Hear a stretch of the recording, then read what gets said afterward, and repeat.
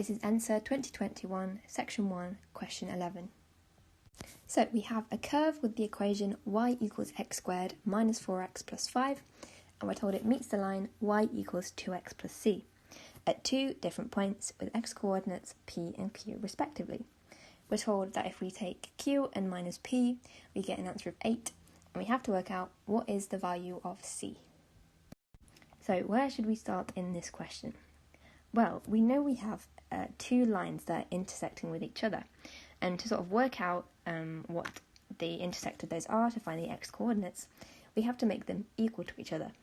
So if we do that, we get this: x squared minus 4x plus 5 equals 2x plus c, and then we can simplify this down, make this equal to 0 to give us a nice quadratic to solve by taking away the 2x and the c to get x squared minus 6x plus 5 minus c, and that equals to 0.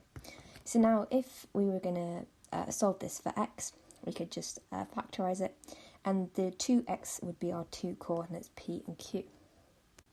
Now there's too many variables in this, so we can't really do it by factorising, but we can do it another way.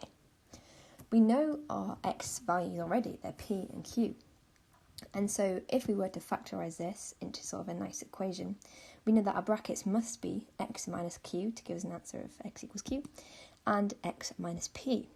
So we can kind of work backwards and figure out what the quadratic equation would be in terms of x, q and p, and then we can compare it to this one. So to find that, all we need to do is times these two brackets together, and that would give us an answer of x squared minus qx minus px plus qp, and that equals 0. So both of these quadratic equations are equivalent to each other. So what can we learn from that? Well, these terms, minus 6x and the minus qx minus px, must be equal to each other, as well as the unit terms. So 5 minus c must be equal to plus qp. And finding out what these are will help us to work out what c is. So let's start with our red highlighted ones there. We know that minus 6 must be equal to minus q minus p. Those are both our x coefficients there. And we know that q minus p equals 8. And we can use these as simultaneous equations to work out what q and p is. So I'm going to take away the top equation from the bottom equation, and we get 2q equals 14. So if we divide them both by 2, you get q equals 7. And now we can substitute our q equals 7 into our equation. So let's use this one here. We get 7 take away p is 8. So p must equal minus 1. So now we have q and p. We can finally work out what c is using our green highlighted terms here. So 5 minus c must be equal to q times p. We know that q times p is 7 times minus 1, or minus 7.